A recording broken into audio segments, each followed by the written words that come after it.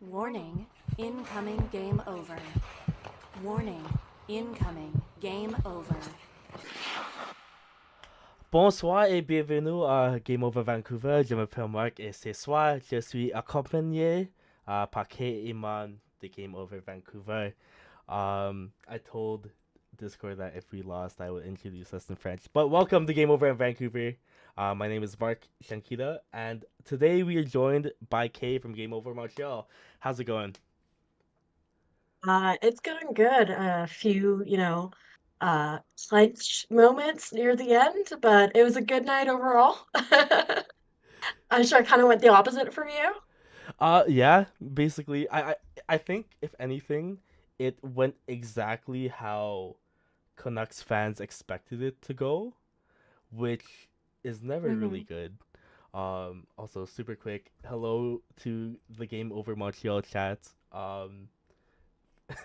How is my French? Okay, cool. It's good. Okay, cool. But yeah, from a Canucks perspective, it went exactly how we would have predicted it. Like obviously we had no Quinn Hughes, but considering the fact that you guys also didn't have, from what I remember, Kirby Duck and Patrick Laine, we were both kind of without Yes. core players.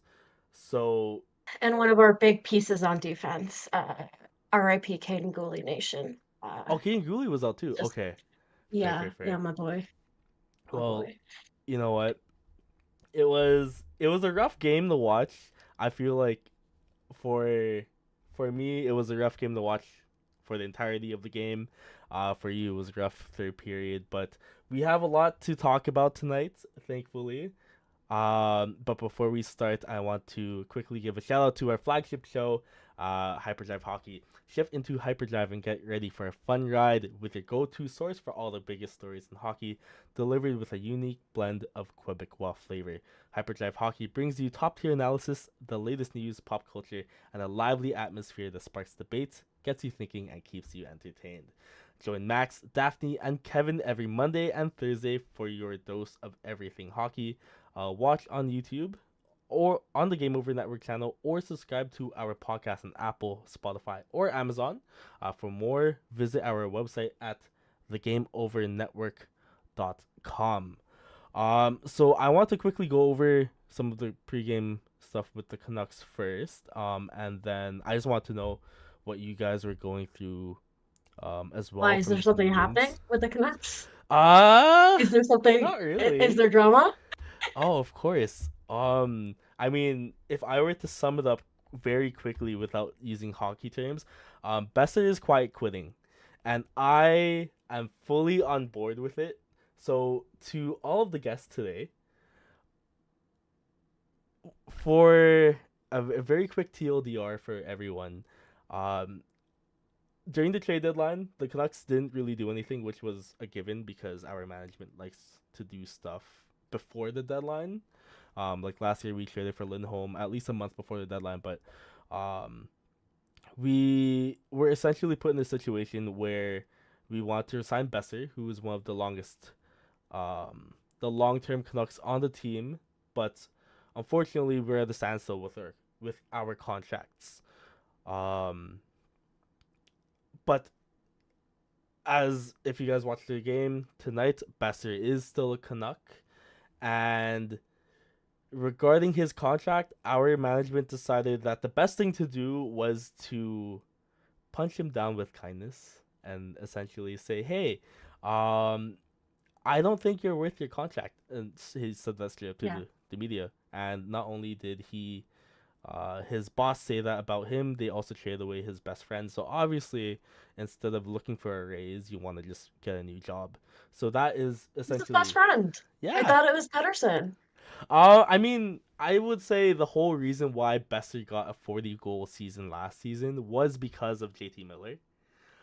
Fair. Um, a lot of the times, a lot of the Besser goals, and if Kaya is watching, she may disagree with this, but a lot of Besser's goals came from JT Miller slap passing the puck to Besser's stick. But it was, I don't know, it was very, to put it in the nicest way possible, that's the shittiest thing you could do to an employee. Like, if my boss said that to me, I'm gone. I'm gone in 2 weeks. Yeah, But I'm also yeah, quitting within yeah. those 2 weeks. But anyways, Mhm. enough about the Canucks. How are the Habs doing before this game? The Habs are good. Uh, sorry, that was a full stop. I think people were upset because they lost to Calgary, but it was Calgary. Oh my God. They lost to essentially Dustin Wolf. They didn't even lose to the team, frankly. Um, it was honestly a fine game before this. I was happy coming into this. I honestly they are at a point where every game is a must win if they want to make the playoffs. The East is so tight. Um, sorry, I think of that tweet every single time from what's his name. Feels like a playoff game. Every single game. Uh, every single game. Um, but yeah, so because of that, it's a must win. So I understand the stress from fans' point of view, but ultimately I felt good. I think the first line was looking good coming into this. Um, I would later, if we have some time, maybe in the third mark, I have some stuff to say about Patrick Laine. Mm. But we'll get into that later. That's been the thing that's mostly been upsetting me. That's been happening. But on ice, I'm happy. The first line is doing good stuff. Nick Suzuki still fucking rocks. It just it's the usual. And Slav is doing really well. So a second half Slav is very real. Mm-hmm. So everything's good. Yeah, honestly, I hate how likable your team is. Like the fact that I don't know, it's a very young and scrappy team that is just willing to win. Mhm. Yeah. And I will give you as many props as you guys can get, especially that first line, because the first two periods we were smoked. Like you guys Mhm. actually have a like an offensive system. A you guys have a first line that plays like a first line. While if I don't know if you guys saw the Canucks forwards anywhere, I didn't, unfortunately. Um, but it was a very stark contrast, in my opinion, Mhm. to watching you guys play versus us. Um, just as an overall, from a Montreal point of view, do you think that the Canadians played well, or do you think the Canucks played bad? If that makes sense. Yeah, that totally makes sense. Um, I think they played well, do I dare to say? Uh, I think, especially like I am a little bit blinded by the first line, obviously. They were dominating, so it's hard not to look at them. Um, I it's not even necessarily that I thought the Canucks played bad. I just thought that they played um in the intermission actually, Artem Basu was on the intermission doing Artem's notebook, which is a lot of fun. But one thing that he said was, these are two teams who are fighting for a wild card spot for the playoffs, and it looks like only one team is out there who cares. Obviously, this was before the third. Um, but that's kind of how I felt about it was, yes, the Habs are playing well, and I'm happy with that. I think the shots were kind of misleading. Um, but ultimately, I think it felt a lot like the Habs were playing well and the Canucks weren't doing anything to stop them. Does that make sense? No, that makes a lot of sense. It was I think it was a good showing of what Montreal has the potential to do, especially Mm-hmm. knowing that, like I said, they're a young team, and they are someone who looks to be really scary in the next Mm-hmm. few years. So being able to showcase that on a Canucks team who doesn't really know how to play hockey right now, it's Yeah. really nice. But yeah, so to go into the game, at least from the Canucks side of view, one thing to quickly mention to all of the Game Over Vancouver watchers today, Besser with no A again, and Derek Forbert had the A on his jersey. I just wanted to quickly say before I get into the game recap to anyone. So I don't know if you know this, Kay, But a lot of teams, when they have assistant captains or associate captains, you can only have two on the ice. And ever Hmm. since the Canucks traded away JT Miller, um, the Canucks have been rotating the A. So I believe last game it was Marcus Patterson. Before it was Brock Besser, Tyler Myers, Connor Garland. But because How many of A's do you guys have? a lot, I mean it's we're I see it as the Canucks trying out to see who can bring that veteran leadership in Fair the enough. locker room. Fair enough. But the reason Yeah. why I bring it up is because I believe it was either last game or two games ago. Canucks media on Twitter were bagging on Rick Tocchet and Patrick Elvine about how they didn't give Besser the A, or like how they removed it from Hmm. him. And that is Hmm. essentially how Canucks media views this entire situation. Yeah. Even before the game itself, where it's like, okay, you know what? We traded away JT Miller, and PD is playing somewhat decently now. Now we need someone else to bag on, and that is Besser. And unfortunately, it did kind of show in his game. Um, Hmm. just because of the fact that, like I said, he was quiet quitting. He wasn't really skating much today as well. So during like the first, I'd say like first two periods, he was kind of starting to pick it up again in the third. But he did not move his feet, and obviously with No. against a team like Montreal, the fact that we got beat so badly, um, by your first line and by the rest of the forwards, you would think that from at least from our side, Hmm. we should try to at least puck handle or do anything other than dump and chase, Yeah. right? Does that Sorry, kind I'm of make just sense? checking natural stat chart. Not Oh, that's all getting, good. I just want to No see worries. what's happening. No, definitely. Yeah, You'd like to see that. of course. And what's it called? Like Kaya just said it in chat. They need a punchy bag, and the attention is on Besser now.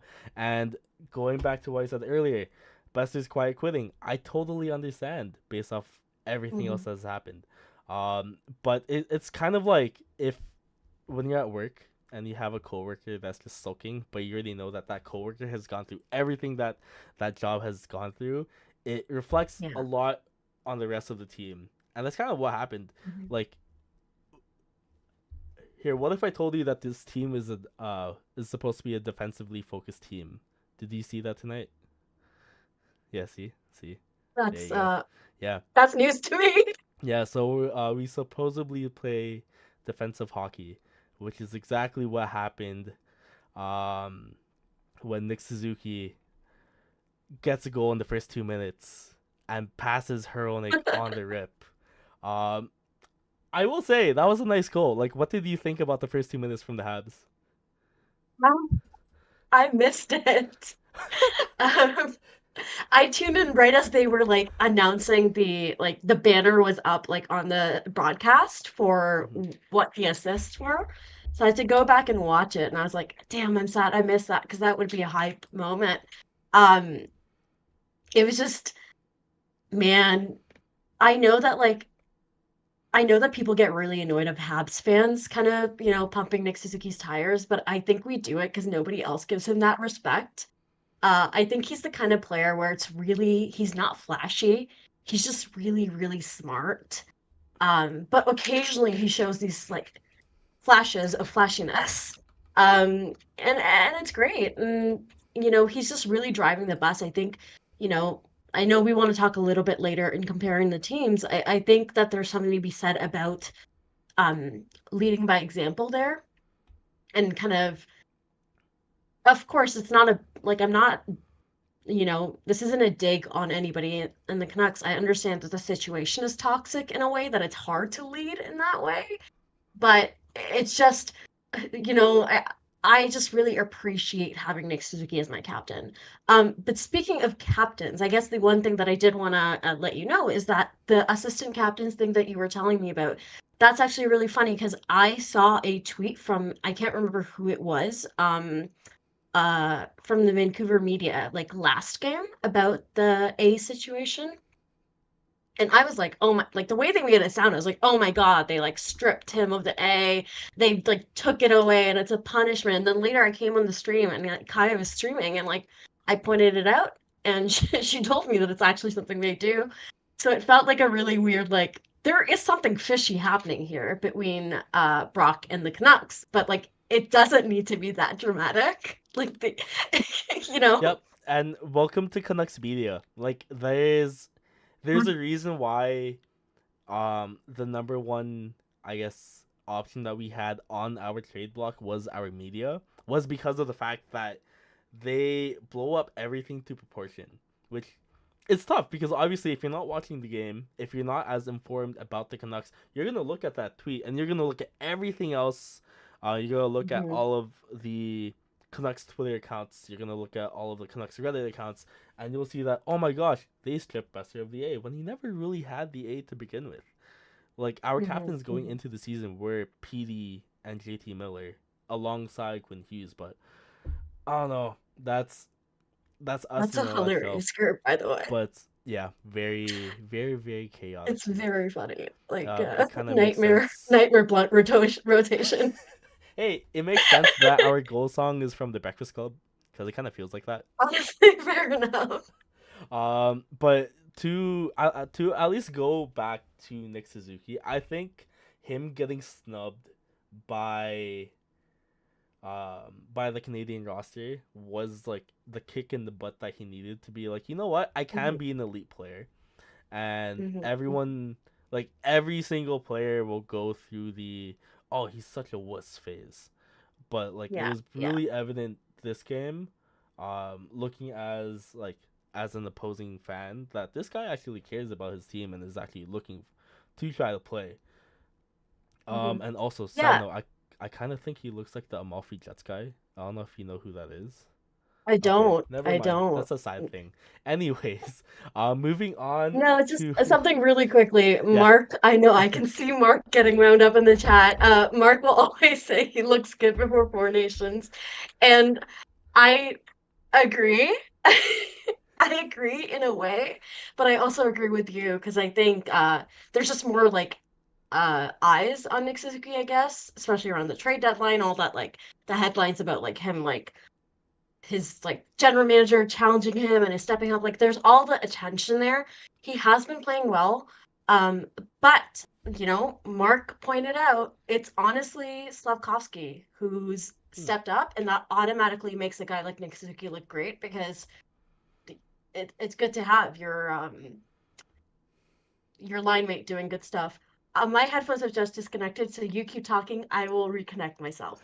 That is all good. I was actually gonna quickly talk about Slav School, but it's okay. Take your time. I'll instead talk about how, um, I guess like the blunders of the game kind of was Dakota Joshua and his, I think, four close chances. Like after the Slav goal that, well, me and Kay will talk about it in just a sec. Did you see? Actually, are your headphones back on? Oh, I can't hear you though. Oh,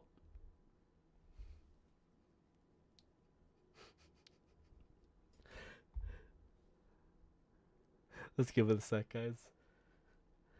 Anyways, um, better. Okay, cool. Hey, I did want to quickly talk about how I personally think that the disallowed goal by Dakota Joshua was a goal. I think we were, like you could argue against that not being a goal, but I think because of the fact that cameras film in 24 FPS and they're not filmed as smoothly, that there was a split second that where that puck was in the net. But you know what? That happens to every Sorry, I'm team. back. Tell me Hi. what's happening. Oh yeah. So did Hello. you see? Sorry, That's guys. okay.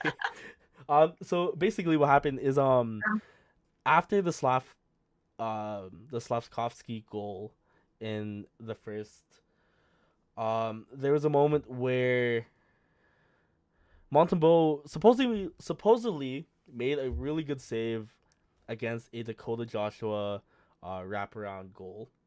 And I Mhm. think that I really wish they had the same technology that they do in like the English Premier League in soccer, where like if the ball passes the line, they're able to track it. Mhm. I know it might be hard Mhm. because it's under ice, but I think Yeah. like I don't know. The camera nerd in me is like, if only you guys filmed in something that wasn't 24 FPS, where the frames aren't as choppy, you'll be able to see the goal. Anyways, Yeah, that's it my. feels like the technology could be a lot better than it is, I but know. it there's there's so much stuff where so I'm sure as a Canucks fan you probably found it hilarious, but this is a side note. I watch a lot of the Avs and Nathan McKinnon's 100th point got called back on offside. And it was so funny because it was this moment of being like, low key, this is Matt Duchene's fault. Like, Hmm. it always comes back to him. Um, so it's this moment of being like, it really feels like there should be better technology. Like, this is uh a situation where it could, I don't know, maybe I'm just stupid, maybe there's more to it, maybe I just don't realize like the the puck thing of like there should be a better way to be able to track when it crosses the line, but the ice question mark? I don't know. Hmm. That's fair. Anyways, I wanted to. Okay, so Luke Legault, I I apologize if I'm mispronouncing your name.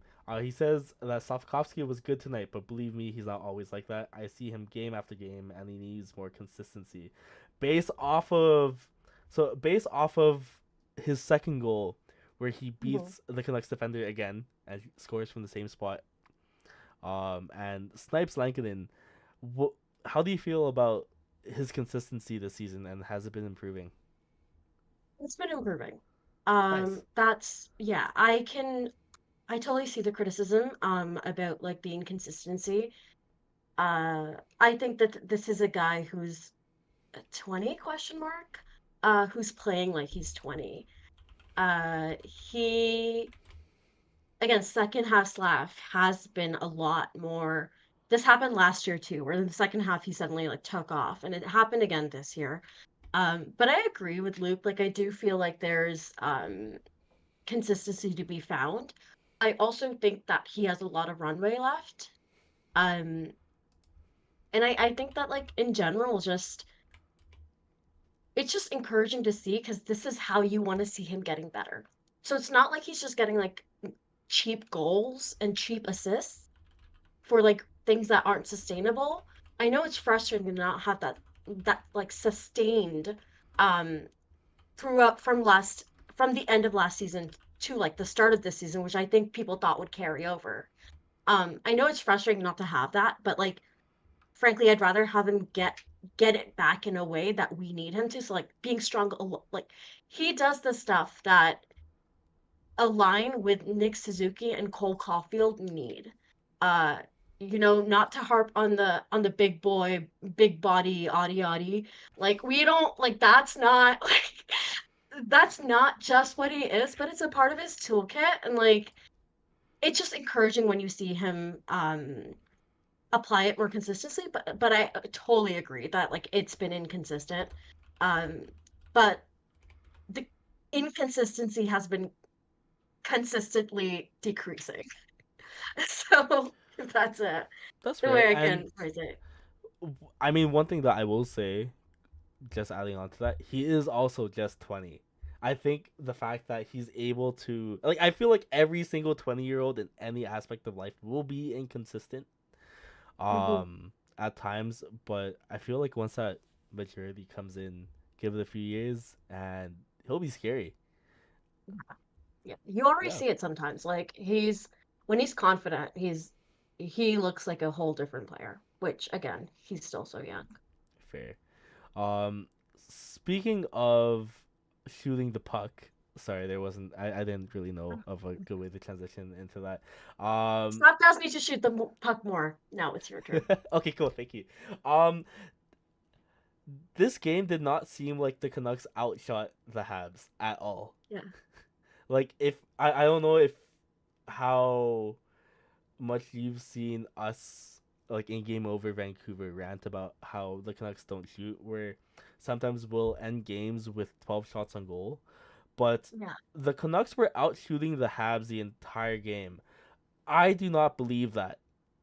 Even though that was the official stat line, every single shot that I saw did not hit the net.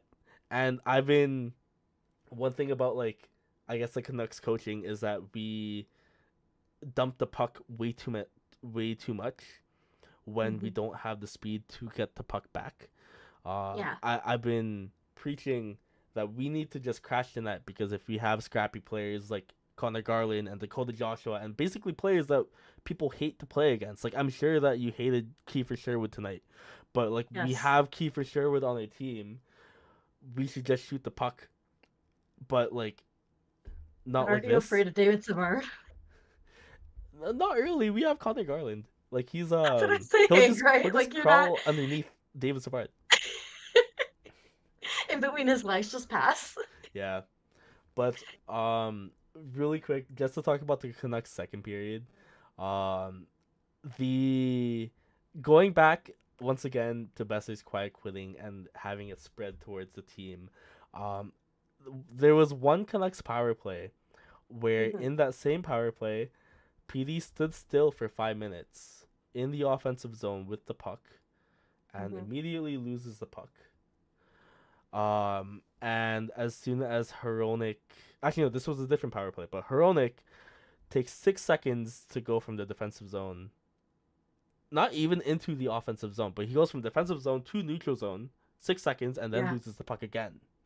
Yeah. And I think like it's a morale, it's 100% a morale thing, and Hmm.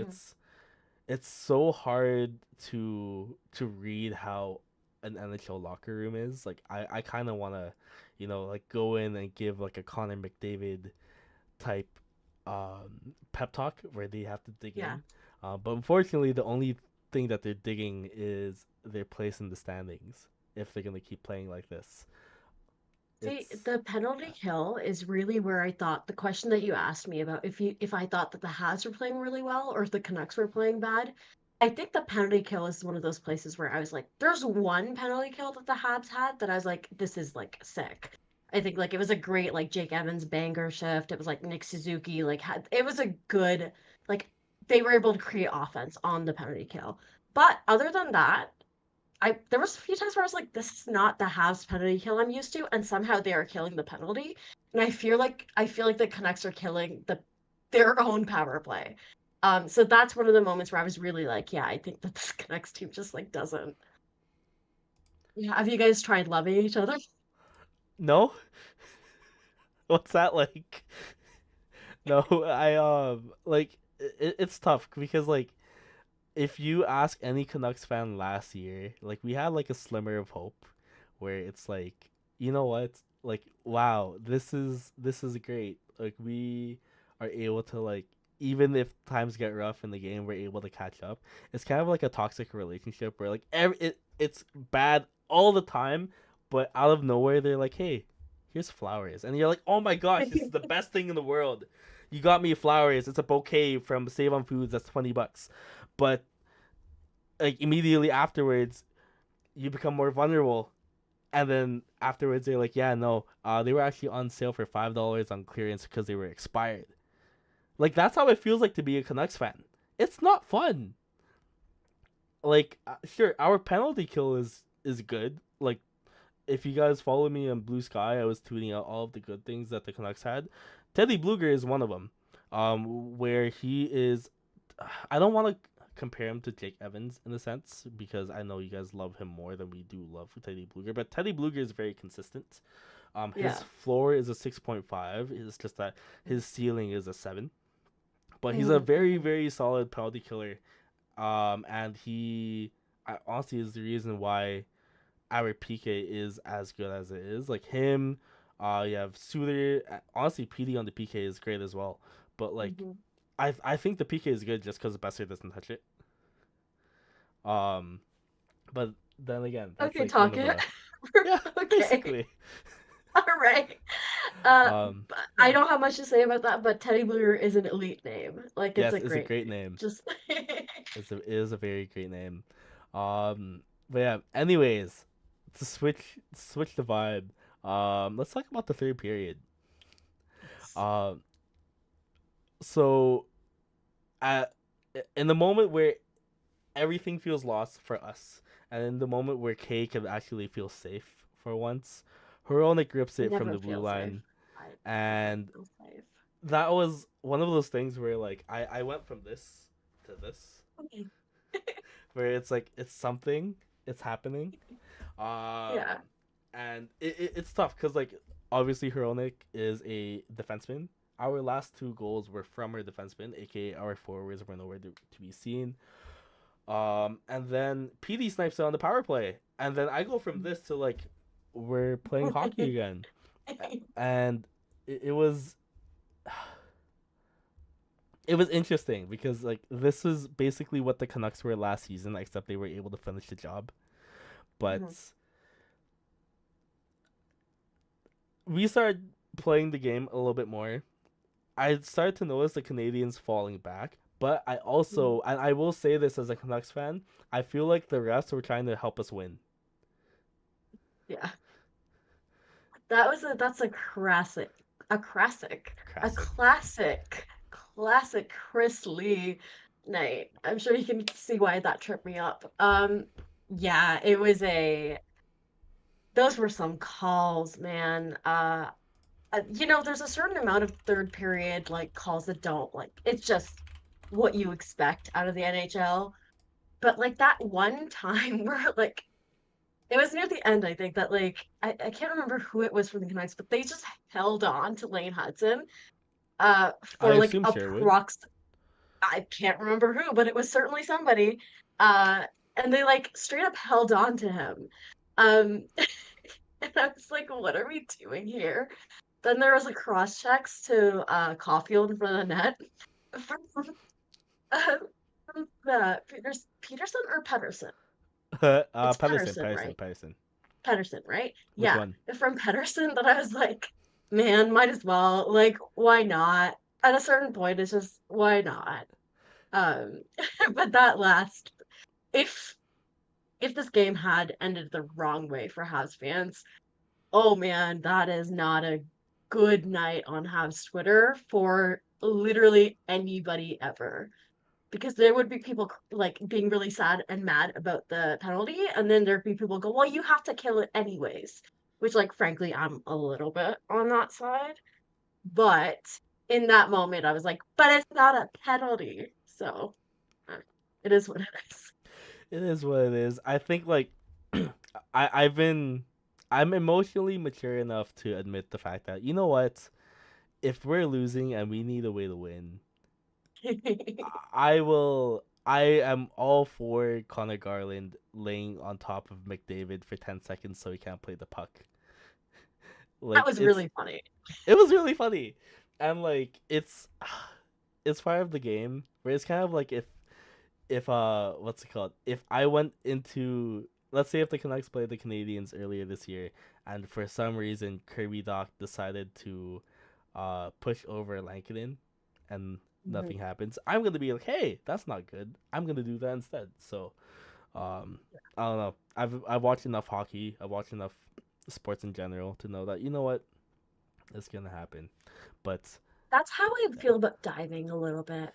yeah, Not to me like too. introduce a whole another topic, but like a little it's still like That's a a good point. limit. Like you can only go so far before you're like, guy, like hold on to your dignity. Come on. Yeah. Um, but there's a few times where I'm like, yeah, well, you have to play the game, right?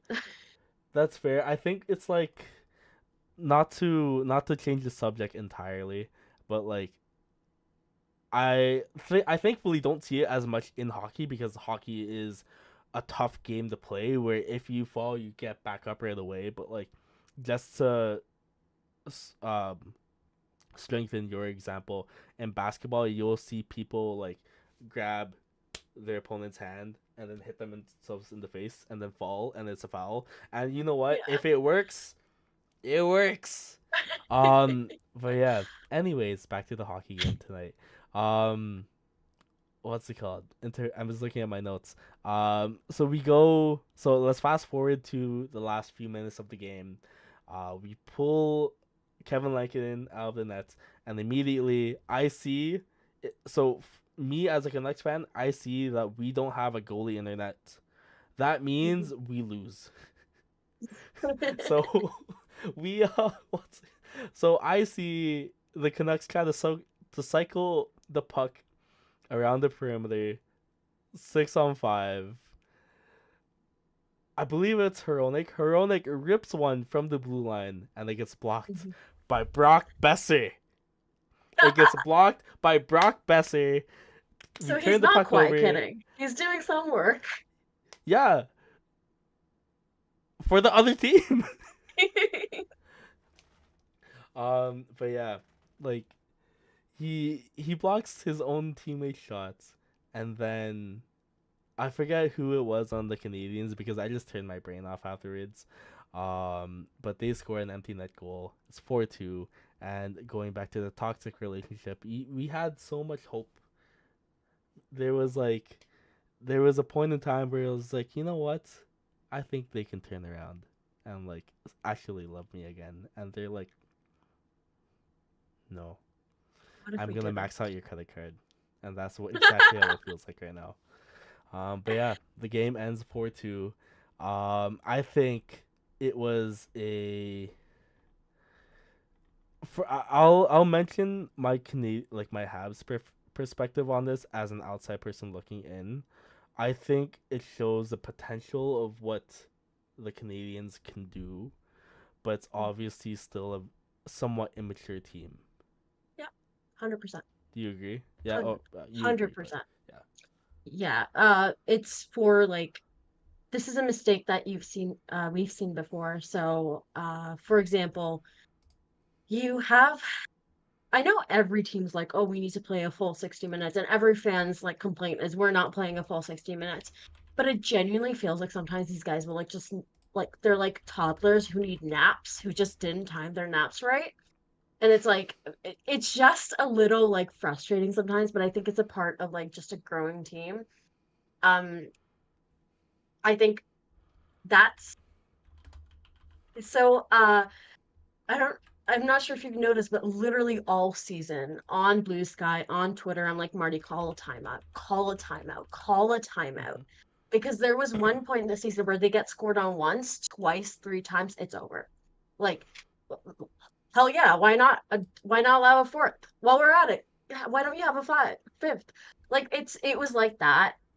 They've gotten so much better at controlling themselves now, but like I think there's just the general immaturity um and B like literally the immaturity of talent in terms of we're still waiting for like our big guy. Like we are holding on for Demidov, and like that's when I think we're really ready to take that Right. step. Right. I always forget that you guys have Demidov in their back pocket. Ah, I'm so jealous.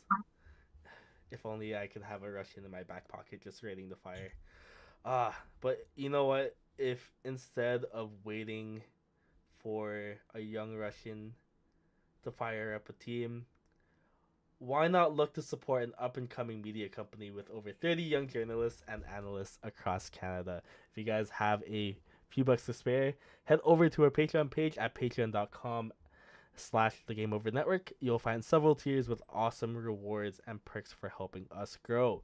Get exclusive access, behind the scenes content, Discord benefits, merch discounts, opportunities to provide feedback, and even join us live for special shows where you can interact with the hosts as we launch new ways to enhance your experience.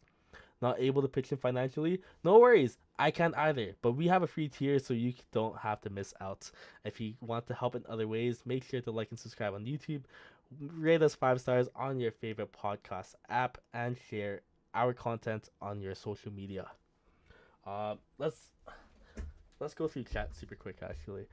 King of the North says, I'm here to remind everyone that Hamilton is bad. Boo. Sorry, boo. What if I said Etobicoke on top? I'm just I kidding. I'm not dignifying that with a reaction. That's okay. I mean, okay, Kaya says they do play like that because they miss pregame naps. I I can relate with this. So I'm the same age as McDavid, and if I don't have a nap, then I crash out. I didn't have a nap today, so I crashed out today. But if McDavid doesn't get a nap, you know what? I can understand if he has a bad game. Call a timeout. Welcome back, Rick Totchet. Delay for Demidov. Demigod. Love the segue. Thank you, Kaya. The whiplash Let's I go, got Rook. when I realized the timeout was to give time to the video guys and not to calm things down after the goal. That is true, actually. He didn't actually call a timeout to like calm the players down. He It's just funny. consulted with Monty, and Monty was like, I don't know. And honestly, fair enough. It's very funny because very often, like, he will literally just talk to Nick. Like, he will glance over at his video guys and be like, hey. And then he'll turn to Nick and have like a whole, like, 15-second conversation. And if Nick suggests that they probably should, they will. Uh, but very often it's like this time, Monty, you get rewarded. You get to decide if we're calling this or not. And honestly, I'm glad that like they didn't in the end. I don't think that would have gotten called back at all. God Fair. knows with the goalie interference, but like I would not have called it back. No, I don't like. It's tough to call goalie interference just because obviously you just want to be like, you know what? There's a guy in that I can't move. It's goalie interference. But if it's your player that pushes him in, it's also Yeah. goalie interference, except when it happens to my team. Anyways, um, okay. So one thing that whenever I pop into the Game Over Montreal streams, especially when it's Andrew streaming, I only hear one thing, and it's Lane Hudson. Yes. And you know what? Yes. It's a very, very, very good thing to talk about because of the fact that he is. I will say he looks like a mini Quinn Hughes. Yeah. I saw this very cherry picked stat actually during intermission. I love it when Where they do that. I know it was so they put Quinn Hughes' stats and then they put Lane Hudson's stats together. And all it showed was goals, assists, and points. So Lane Hudson has That 4 is so goals and 45 assists, so 49 points, right? Quinn Hughes has 14 goals, but that is also because he did say that he'd score more this season, and 46 assists. And they put the assists like really big, which you know what, 46 assists to 45, pretty good. But it also the two stats it didn't put was plus minus and games played yeah. because Quinn Hughes has a plus 10, which if you see the Canucks playing, Yeah. that is really good. A plus 10 is amazing because if let me look up Brock Besser stats. What's Brock Besser's plus minus? Uh, minus 24. Oh, okay, Yeah. that's fun. Yeah, so okay, compare that to Quinn Hughes plus 10, really good. Anyways, Lane Hudson minus 14, and then they also didn't include games played where Lane Hudson has played 64 and Quinn Hughes has sat out 14 of those games, so it's 50. But Mhm.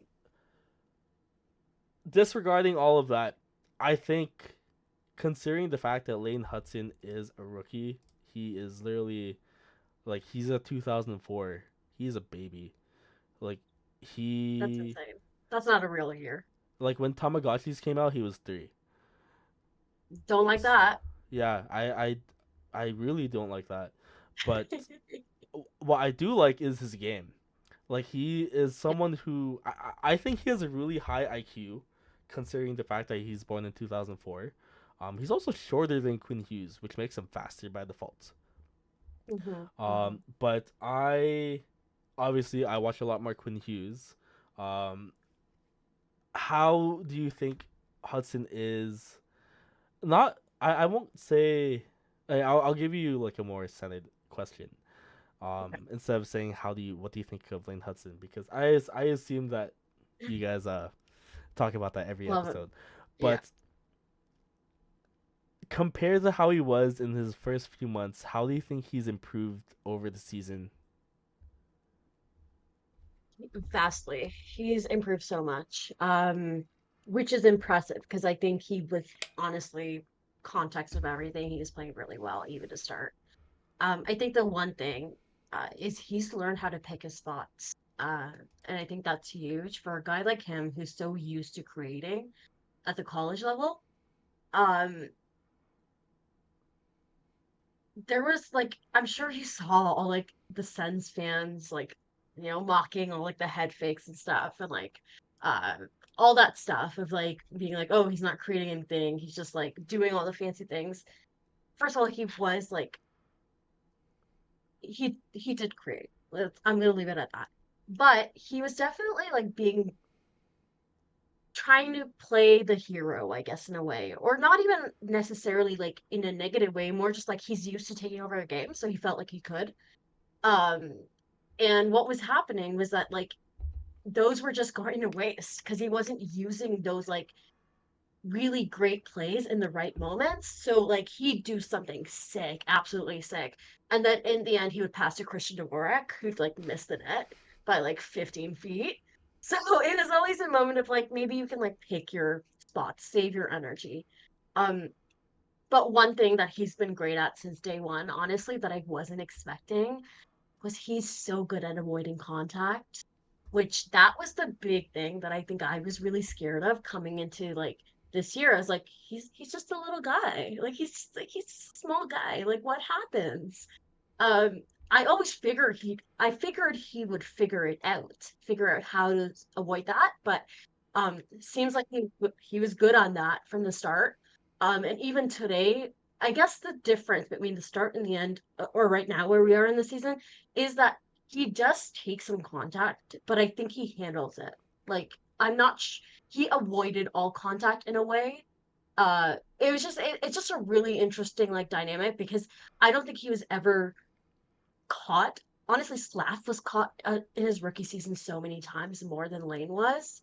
So it's been really interesting to see him develop that, like learn how to take a hit, I guess, rather than never taking a hit. But then that's good because he wouldn't put himself in a position to take a hit. I just talked in circles. I'm sorry. No, that's That was okay. just me talking in like No, that's 15 all good. circles all at once. And hey, you know what? If Lane Hudson is able to skate through circles like the way that you talk through circles, then by all means, I'm just kidding. I was teasing. But yeah, like it's very impressive to see that.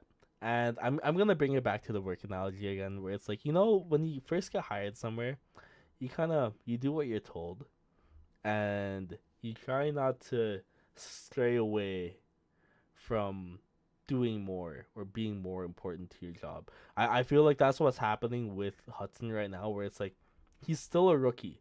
He's still young. He's still learning the game and trying to get used to how the NHL is and how the show Mhm, is. I mhm, feel like, you know what?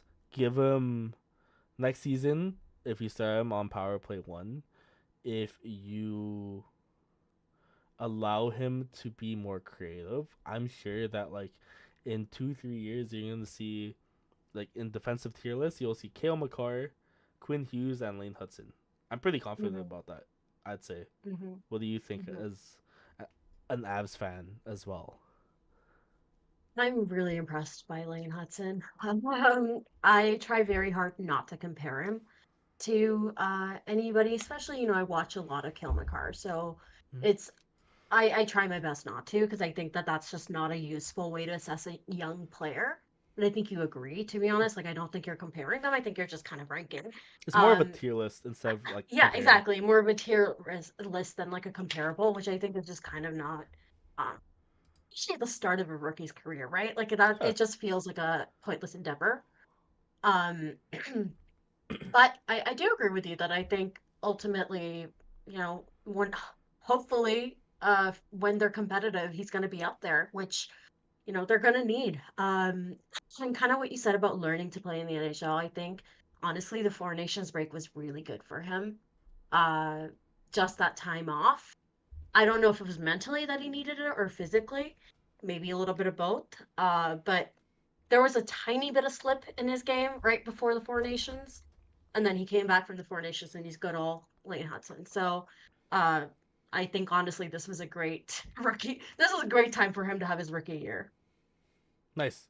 And just to look at chat, Luke Legault says um Hudson's weakness is a shot. That was the same as Quinn Hughes. Hmm. Like um last season, like it was an anomaly. Ish. No, I'm not gonna say anomaly, but he did really well last season with 17 goals and 92 points. But the seasons before that, like he 2022-23 was 7 goals, 2021-22 was 8, and he's never, I guess, like hit above 18. But I think if that's his only weakness, that's scary. Yeah. Scary good. Yeah. Scary good. Like scary for Yeah. us. I'm also just really impressed by his brain. Uh, it's really fun to see him and Nick work together because they're so creative. I can't wait to not to like your team is like the Canucks fans are so sad and miserable with their team, and like I'm here, like I'm so excited. I can't wait for the future. I'm looking forward to seeing Davidoff on here. Like I'm so excited to see his brain work. Like I feel bad for you guys. Like I think that's Oh, also another thing that thank like you. because it's just hard. It's hard to see because like there's some I don't know. I like you guys. I like you guys. I wish that there was better. No, don't get me wrong. Whenever Kaya and I, or whenever Zach is leading a show as well, we are all smiles when we make fun of our team. Yeah. But when we actually have to talk about the team, it's tough. There was one game where I believe here I need to pull up the actual stat lines, but it was a really bad loss Hmm. against the Devils. Hmm. Yeah, we lost 6-0 against the Devils Oh, on home okay. ice. I led that show, and I only that episode was half an hour. I Yeah. didn't, yeah, and like it was a lot of like not being happy about the team. But you know what? Mhm. Like the fact that we get to talk about another team today makes all the difference. And I enjoy it. And you know what, chat? If you guys are enjoying the show, you guys probably want more. Make sure to hit that like button, subscribe to our channel, and click the notification bell so you are alerted when we go live. If you are tuning into our podcast, please drop a 5-star rating or leave us a positive review. If you really like what we're doing, follow us on your favorite social media platforms. You can find the Game Over Network on Blue Sky at thegameovernetwork.com.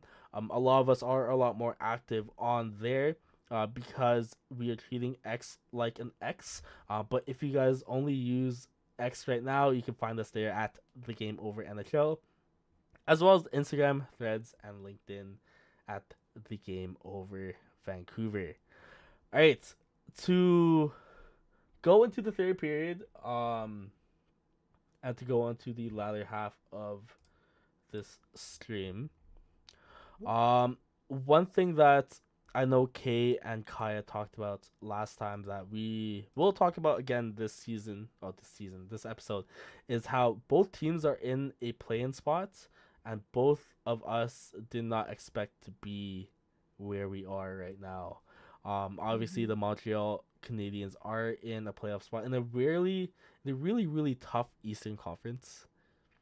How's that? It's both tough How's and it been? easy, I think, because Hmm. it feels like nobody wants it and everybody wants it. Like there's like a strange amount of parity, I think, near the bottom. Now, first of all, downfall of the Boston Bruins, like, I am so, I oh, what a life. What a I life. feel bad. Like I my prayers were answered, and I still feel bad. I do not. I hope they suffer. I hope it is a terrible time. I hope that they are miserable. I hope that city, when they think about hockey, feel so sad. I want them to have nightmares about hockey. I want them to remember the Bruins of old and not feel good or fond. I want them to remember and feel this deep set misery because of where they are. That is what I want.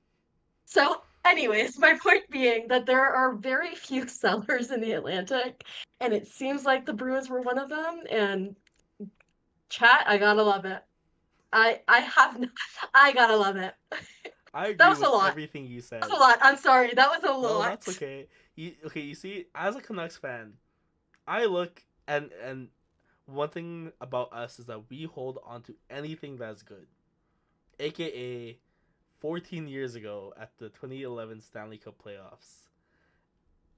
Brad Marchand is on the exact opposite side of the league.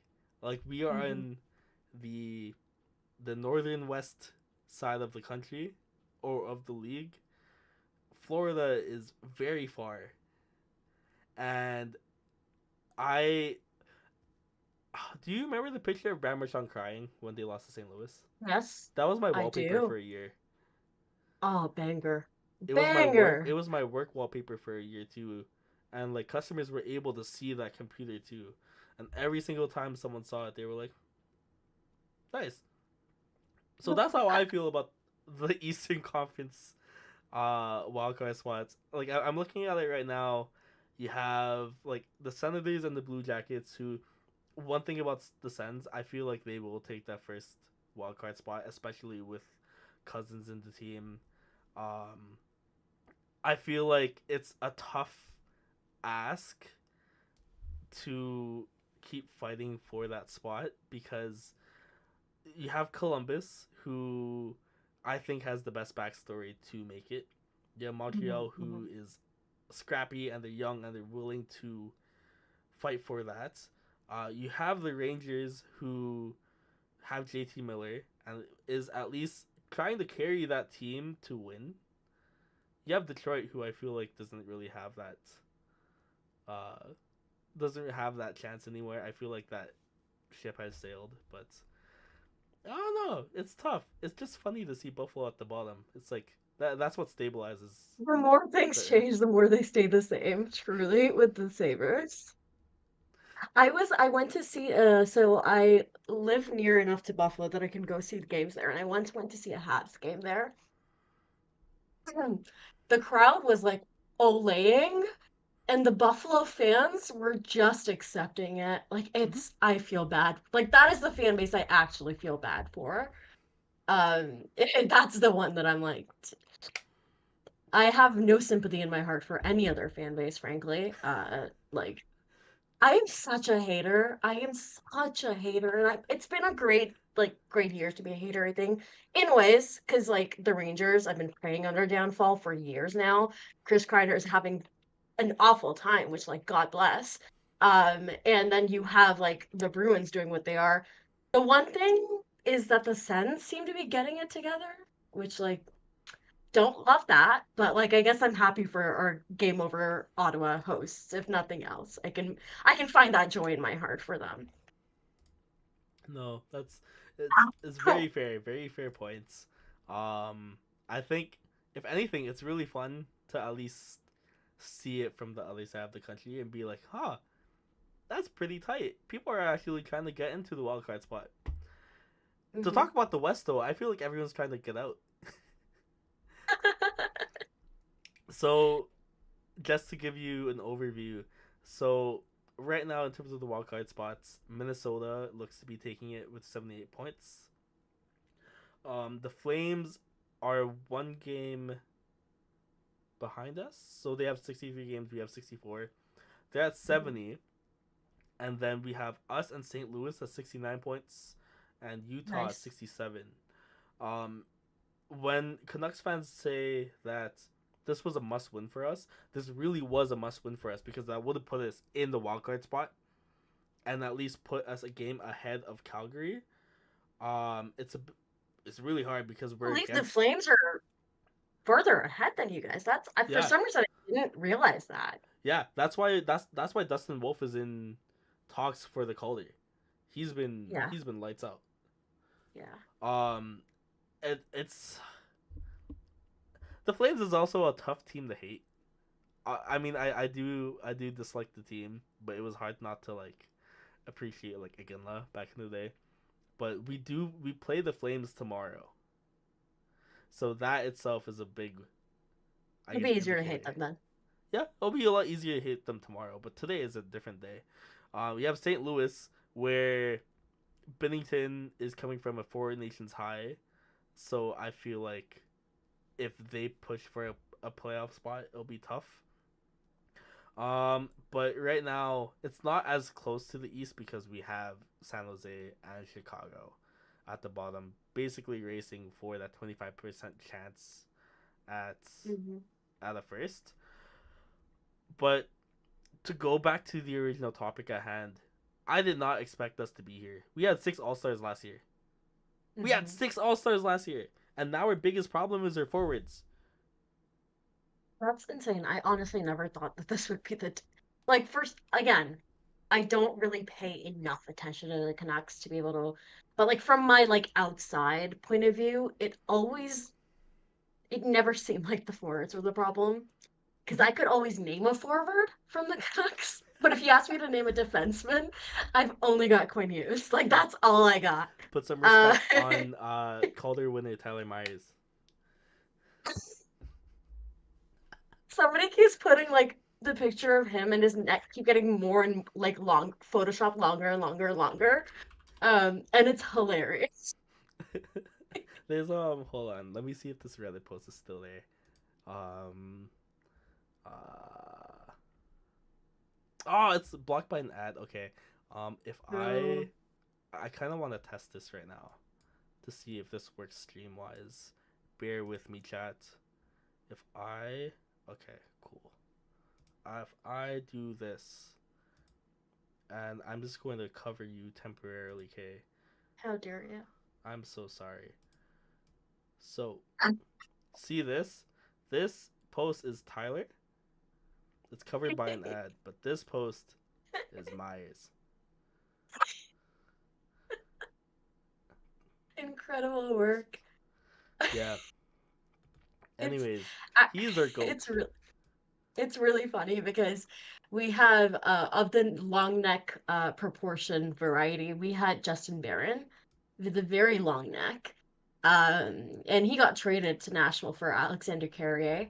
And now they instead of taking a picture of him, like a new headshot, they just photoshopped his head onto Barron's neck. And it looks so crazy. It looks so insane. Like his Habs headshot it's just like that's not what his neck looks like, guys. It's not how long his neck is. And it's so funny because you have all these guys from the trade deadline already having their headshots like perfect, and it's for some reason everybody's just decided that there is absolutely no need for Alexander Carrier. Handsome man, by the way.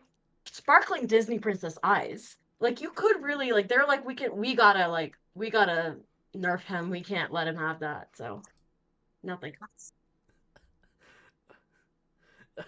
this, is, this is very off topic, but have you seen Connor Garland's neck?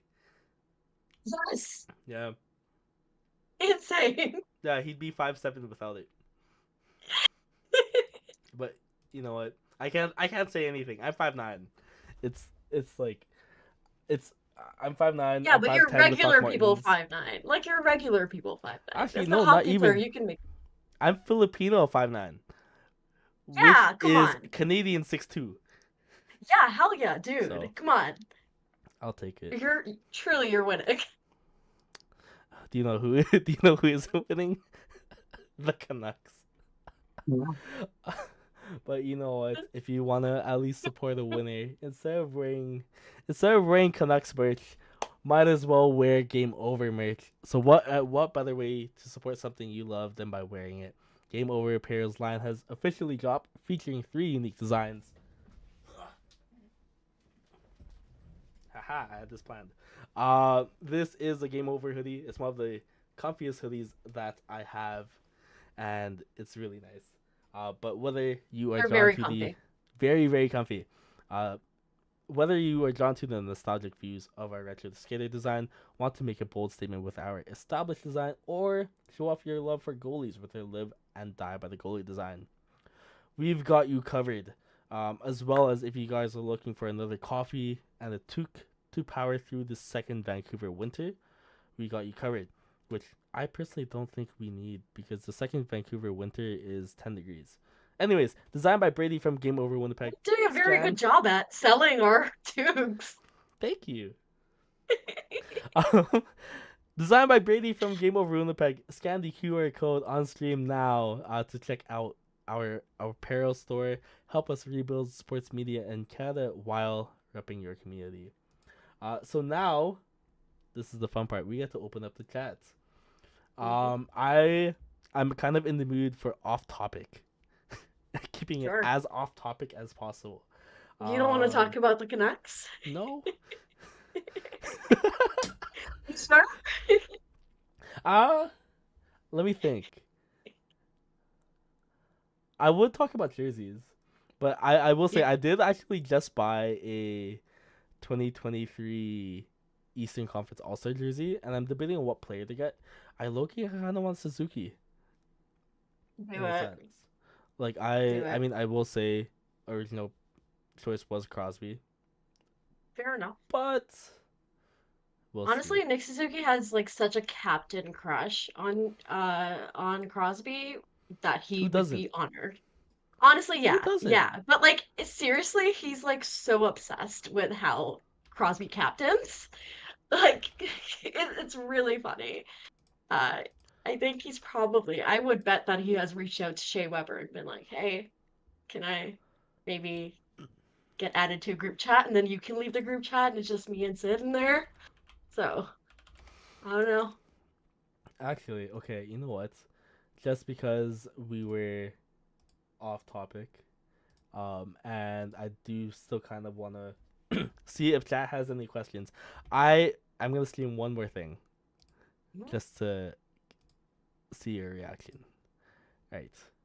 So this is this is Nick Suzuki, Yes, yes, it is. right? And this is a CEO of a TikTok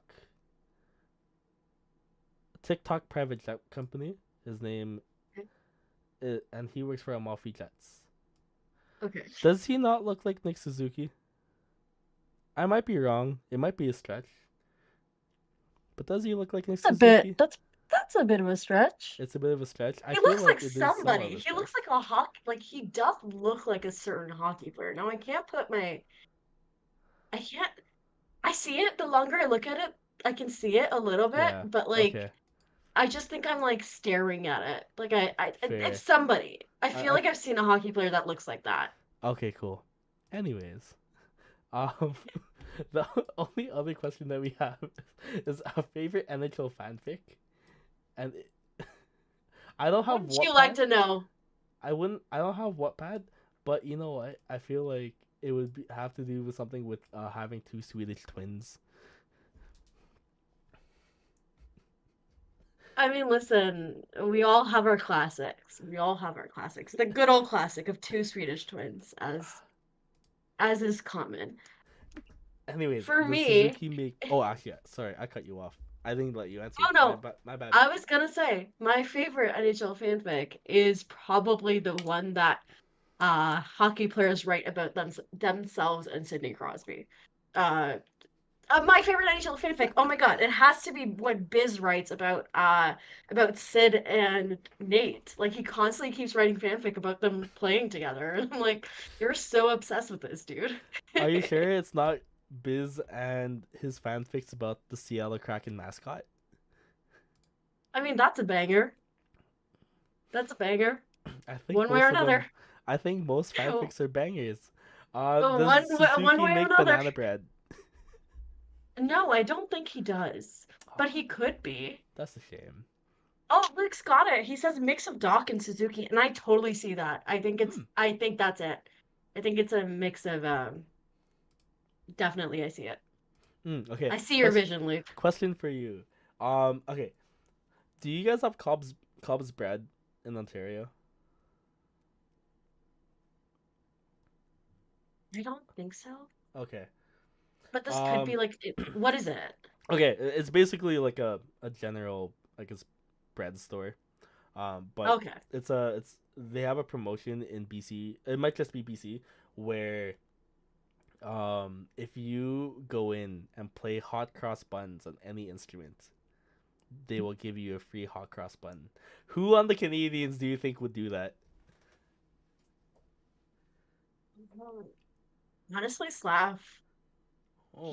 He looks like the kind of guy who would do anything for something for like he looks like something who would love like a goodie bag, like a freebie. Like he'd buy one more thing than he needed to get the extra product. Like he just seems like the type. Hmm. I also think he would just like learning how to play hot. This is one of those immigrant things where I always forget what like these things are called. What is it? Hot cross buns. Mm-hmm. Yes. So I think that would be a Slav thing. But it could be Cole too. Cole would. Uh he would just be really annoying about it while he did. Sorry, I have this weird Mm. thing about Cole Caulfield. I About love how him. he's on fire. Well, yes, that he is on fire.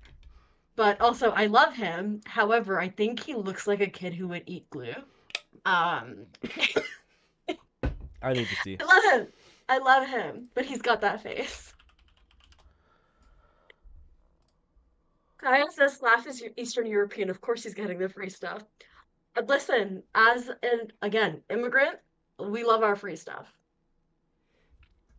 I'm going to refuse to comment. Almost choked on water. I'm Kaya going to says refuse to Cole. comment.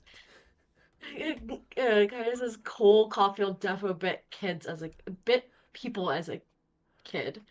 I think it's the glue more. For some reason, it feels like he like eat.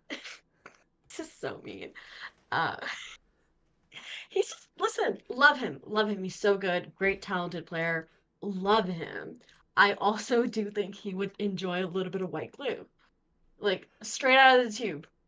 Good for him. To everyone joining us today, right now we are on our overtime period where we're opening up questions to chat.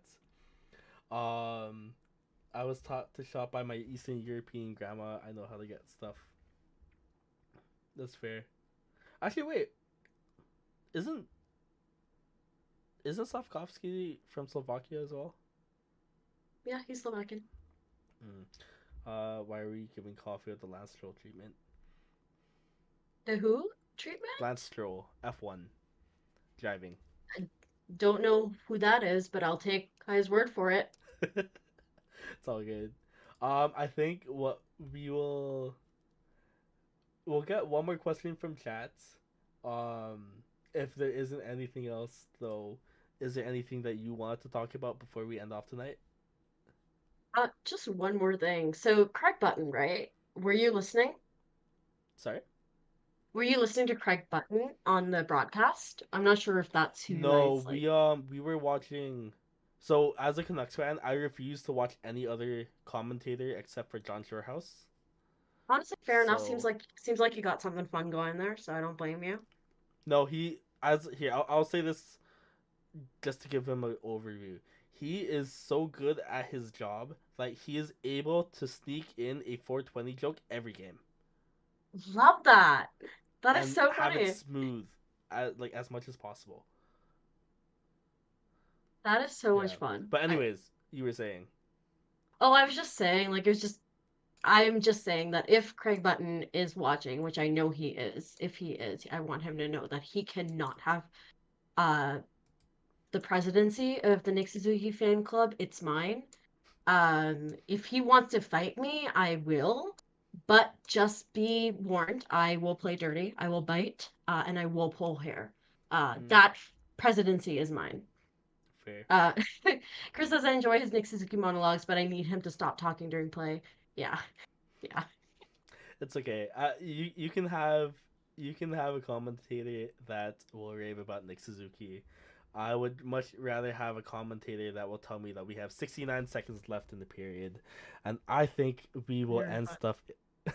end off this episode here. Um, just to give a quick shout out to our next showtime. Game Over Vancouver will be live tomorrow, led by Zach. When is the next Canadiens game? The next Canadiens game is on the 15th. I think that is the Saturday, and that's versus Seattle. It's going to be another late night game, guys, 10:30. I believe I am the one streaming. So you saw how today went and how unhinged it got. Gonna be just as bad, probably worse. So Nice.